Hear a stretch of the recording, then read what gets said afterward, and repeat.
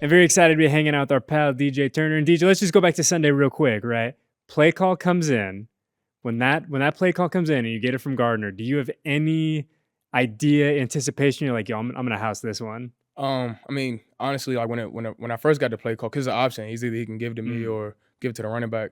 So I'm like, okay, hopefully he snaps it enough time, 'cause that's pretty much the the tell of which if you're gonna get the ball or not. He did, and I got it, and then the rest was kind of history. So you get the ball right, and obviously you kind of have to adjust on the fly to everything that's happening. But we were talking about on the way up. But like when you score, right? Like when you cross the threshold there, like are you cognizant of the fact that this is like touched like the first one, or are you just like kind of lost in that moment? You kind of get lost in the moment. I just was so excited. All I could do was just celebrate with my teammates, and I looked up and tried to find my family in the crowd because I wanted to share that moment with them a little bit. But it was a great feeling. Then like after the play is over, then you kind of settle down. And it's like, okay, like I just scored a touchdown. That was my first one. Like where's the ball at? Like all the little things start to kick in. But it's a great feeling overall though. And we do have the ball, Yeah, right? The ball has been secured, we right? got the ball right now. I gotta get it like all like painted nice, and but my kids at home playing with it right now as we speak. So Look at you, man. What a good dad. Like, it's so funny too, right? Like you come out, you family guy DJ, right? Where it's like, this is a huge moment, right? Like right. professionally for you. Like,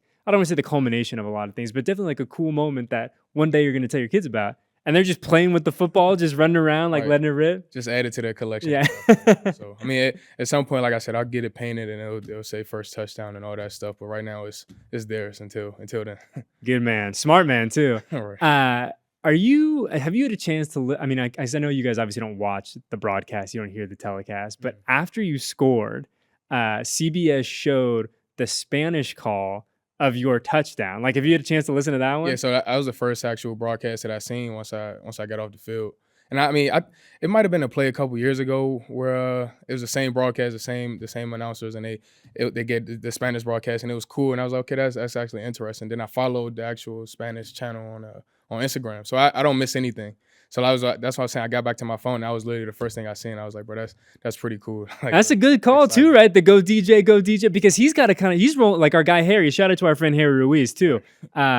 He's got to kind of roll the dice a little bit too, because if you go DJ and you get like tackled behind the line of scrimmage, right? Right. Not as great of a call, but Right. we doubled down on the go DJ. Like it was a great call, 10 out of 10 call. Yeah, shout out to Harry, man. That means he had a lot of faith that was going to be a touchdown. If he just kind of ran away with it, and like you said, after the first one, you got to get another one, and it got to be a touchdown. So hopefully we can keep that going. Absolutely. And kind of just looking at the offense from kind of like the big picture view from Sunday, like Sunday felt like the first time we saw some of these kind of unique wrinkles, right? We talked about getting the wide receivers involved in the running game. Obviously, the running game goes wild for the first time in 2024. Like, is that something that you guys felt throughout the week? Like, hey, we're going to have opportunities, not just wide receivers, but just Right. as an offense. Like, we're going to have some different kind of opportunities to go out there and make plays. Right. I mean, it's something that you kind of hope for every week because, I mean, in the offensive room, there's a ton of weapons. Like, not even just in our room, but in each room, wide receiver, tight end, running back. So it's good to be utilized in different ways and get to show, like, different ways we all can make plays. And, like, we all feed off each other, too. Like, you know what I mean? Everybody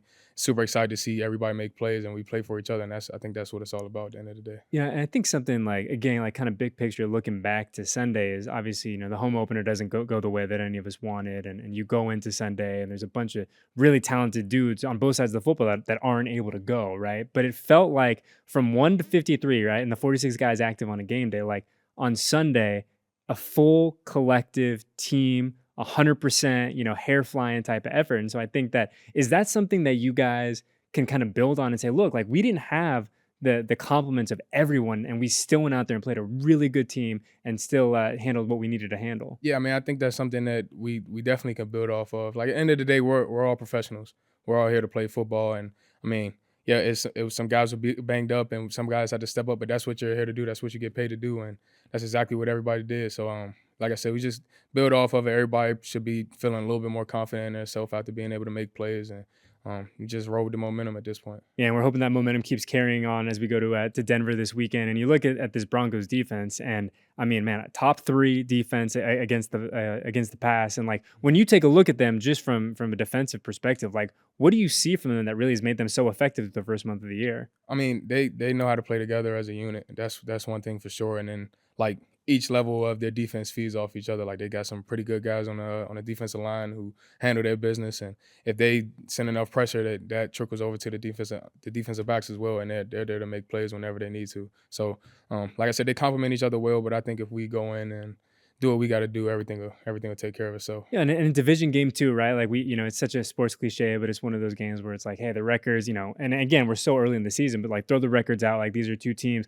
that have such a rich history playing each other. It's hard to go play in Denver, period, because of the elevation, and it just feels like it's going to be one of those classic, like old school, nasty AFC West type of games, which is pretty fun. Right. Yeah. I mean, and when we play teams like Denver or Kansas City or the Chargers, like it's you kind of look past the record. It's like, okay, this is a little bit more personal just because of them being in the same division and things like that. We see them twice a year, so we're a little bit more familiar with these guys that we're playing against. So, all record aside, it's going to be a great game to go in there and just try our best to go get another one. Yeah, and I guess on a very like in a world of reality, right? Like division games, they almost mean twice as much, right? Because of that division record and the importance of taking care of business, even if you're on the road. But we've heard from AP, so much through the past month and really out, through training camp, the offseason program, about just kind of wanting to stay steady, right? About not wanting to like ride the roller coaster. And you look at where we are now, a month in, 2 wins, 2 losses, right at 500, in the thick of everything, right?